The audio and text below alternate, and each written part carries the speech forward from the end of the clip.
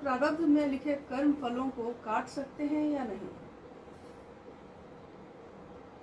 पहले प्रारब्ध को समझिए। सवाल है कि गुरु हमारे प्रारब्ध को काट सकते हैं कि नहीं। अगर प्रारब्ध को नहीं काट सकते तब तो लाखों लोग हैं जो अपने प्रारब्ध, अपने कर्म बंधनों के अंतर्गत चल रहे हैं। गुरु अगर प्रारब्ध को नहीं काट सकते, प्रारब्ध का अर्थ हुआ, इसके दो अर्थ होते हैं।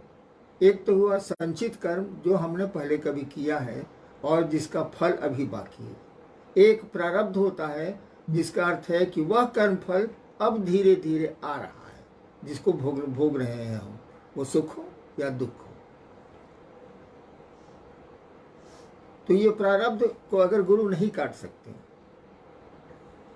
तब तो गुरु का काम ही नहीं चलेगा। जीव शिव की ओर चलेगा ही नहीं, उनका शिष्य महादेव की ओर बढ़ेगा ही नहीं, उनका काम नहीं चलेगा। गुरु तो बहुत बड़ी सत्ता है, शिव गुरु के रूप में तो सर्वोच्च सत्ता है। वो गुरु भाव आपके प्रारब्ध को खंडित करता है, गुरु भाव ही खंडित कर देता है।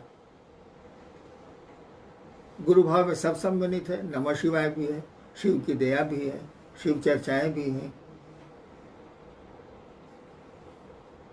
गुरु भाव ही आपके प्रारब्ध को खंडित करता है, लेकिन सही गुरु जो होते हैं वो उतने ही प्रारब्ध को खंडित करते हैं जो आपके आध्यात्मिक मार्ग में बाधा देते हैं। और उस बाधा भी अगर आएगी तो उतना प्रारब्ध हट जाएगा जिससे आप संघर्ष तो करेंगे लेकिन निकल जाएंगे, आपको रास्ते मिल जाएंगे। प्रारब्ध तो रहता ही रहता है जीव के साथ, वो कोई भी जीव हो, इंसान हो या मानवेतर प्राणी हो, प्रारब्ध तो रहेगा, कर्मफल तो रहेगा। गुरु भाव ही कर्मफल को दग्ध करता है, उसको खंडित करता है और आपके मार्ग को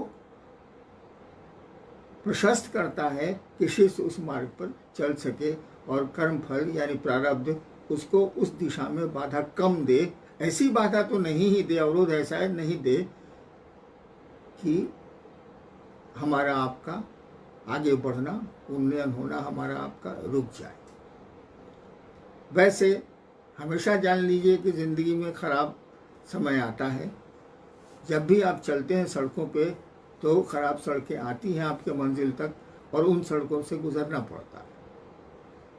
मैं मानता हूं कि अगर ट्रैक्टर से खराब सड़कों पर गुजरे आप तो आपको परेशानी ज़्यादा होगी, शरीर की थकान बढ़ेगी। लेकिन उन्हीं खराब सड़कों में अगर अच्छी गाड़ी से गुजरें, स्कॉर्पियो से गुजरें, बोलेरो से गुजरें, अच्छी गाड़ी से गुजरें तो आपको जर्क कम होगा। ये महसूस होगा कि रास्ते खराब हैं, लेकिन शरीर में दर्द कम होगा, थकान कम होगी। मैंने कहा जिंदगी में शिव की सवारी ले लो,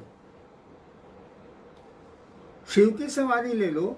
वो खराब सड़कें जब आएंगी तो आपको महसूस होगा कि खराब समय जा रहा है, असुविधाएं हो रही हैं, परेशानियां हो रही हैं, लेकिन आपकी गाड़ी धीरे धीरे धीरे धीरे हिचकोते खाते निकल जाएगी। आपका एहसास थोड़ा कम हो जाएगा, दर्द थोड़ा कम हो जाएगा। तो ये याद रखिएगा, गुरु प्रारब्ध को खंडित करते हैं, नष्ट करते हैं, दग्ध करते हैं। गुरु तो बहुत ऊपर की सत्ता है, गुरु भाव ही उसको नष्ट कर देता है, कम कर देता है। लेकिन सारे प्रारब्ध खत्म नहीं होते।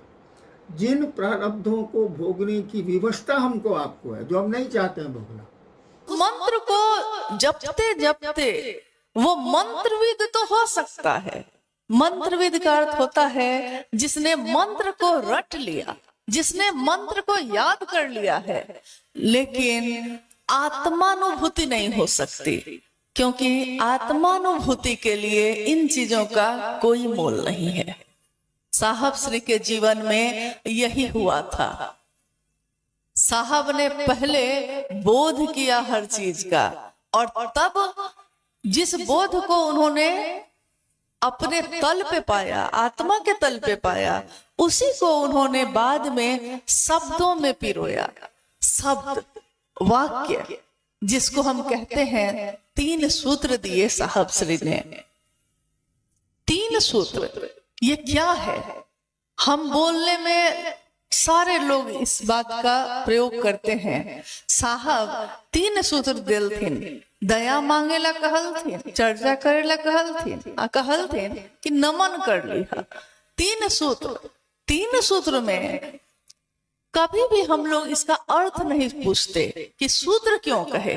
कह देते कि 3 काम है, कह देते कि 3 तरीका है, लेकिन उन्होंने कहा 3 सूत्र है।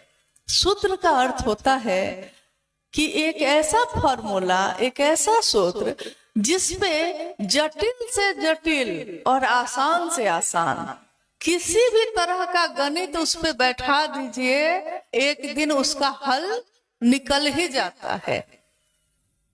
कितनी भी बड़ी समस्या आपके जीवन में है, कितनी बड़ी आपदा में आप पड़ गए हैं, आपका मन घनघोर अंधेरे में है, तब भी सामान्य अवस्था में है, तब भी शिव को गुरु मानकर आपने बस इतना ही किया है। महादेव से मन ही मन दया मांगी, महादेव की चर्चा की और महादेव को प्रणाम किया। सब कोई कहते हैं इस बात को, कहने में और समझने में बड़ा अंतर है। सिर्फ बोली में अगर बोल रहे हैं तो ये बाहर बाहर की चीज हो रही है, लेकिन अगर हम ये समझ भी रहे हैं कि जो बोल रहे हैं उसकी समझ भी मेरे अंदर है, तब हमारी बोली में असर भी है, क्योंकि आपने इसको समझा है। कितनी बार ऐसा हुआ होगा कि आपने साहब श्री की भी चर्चा को सुना है। कितने लोगों ने, हम में से सब ने साहब श्री की शिव चर्चाओं को हमेशा सामने रह के सुना, कभी वीडियो पे सुना, कभी किताबों में पढ़ा।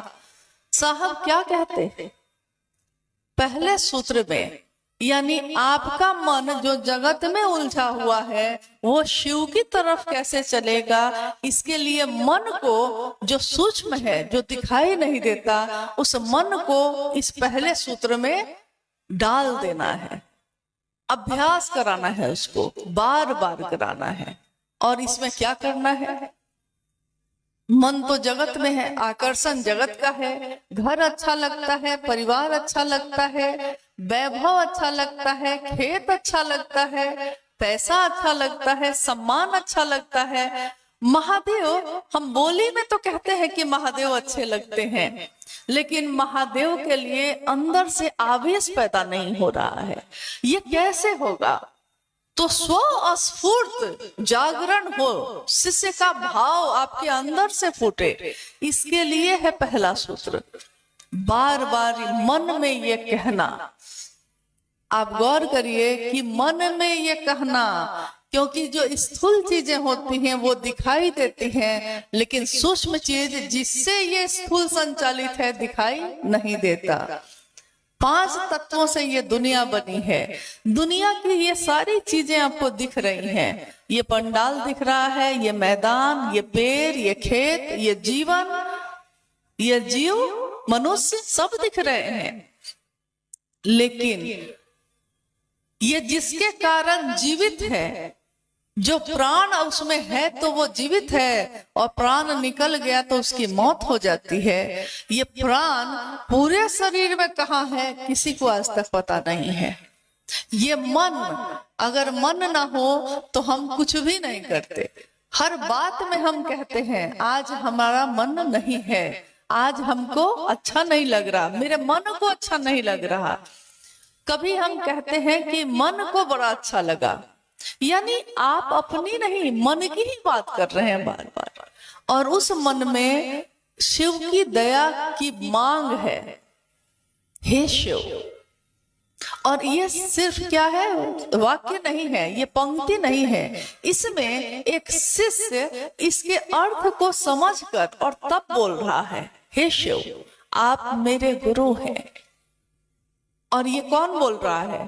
क्या आपके होठ बोलते हैं? नहीं, आपका मन बोल रहा है, क्योंकि मानसिक संप्रेषण देना है। ये मन ही मन ये कहना है, हे शिव आप मेरे गुरु हैं, मैं आपका शिष्य हूं, मुझे शिष्य पर दया कर दीजिए। ये शिष्य कौन है? क्या ये शरीर है? क्या मेरे हाथ है, मेरे पैर है? ये शिष्य मेरा मन बनेगा। कोई भी रिश्ता भाव पे ही बनता है, मन ही बनाता है, अपना भी या पराया भी। हम बार बार इस बात को कहते हैं, मुझे शिष्य पर दया कर दीजिए। गुरु, इसके अंतर को हमको समझना होगा। भगवान के रूप में जो जैसे पुकारता है, मांगता है, मनोकामना की पूर्ति होती है। लेकिन गुरु के रूप में महादेव दया करते हैं, दया आ रही है। लेकिन यहाँ पात्र के जगह पे पानी गिर रहा है, बाल्टी है, तब पानी उसमें एकत्रित हो रहा है। शिव की दया आ रही है, लेकिन शिष्य भाव होगा तो शिव की दया उसी भाव पे होती है। महादेव की दया जो होती है अहेतु की भी है, कारण नहीं चाहिए उनको दया करने के लिए ईश्वर के रूप में। लेकिन गुरु के रूप में साहब श्री की उस पंक्ति को याद करिए जिसमें उन्होंने कहा है कि गुरु की दया गुरु आदेशित अनुसार करने भर से मिलती है। गुरु की दया, गुरु का जो आदेश है बस उतना ही भर करने से मिल जाती है। और गुरु का आदेश क्या है आपने अभी सुना है, तुरंत थोड़ी देर पहले कि आकाशवाणी हुई। साहब श्री से उस आवाज ने कहा कि तुम क्या करते हो, और उस आवाज ने अंत में कहा कि जो तुम करते हो वो दूसरों को करने के लिए कहना, जो तुम करते हो। साहब श्री ने क्या किया था? क्या उन्होंने बड़ी बड़ी व्याख्या की थी? क्या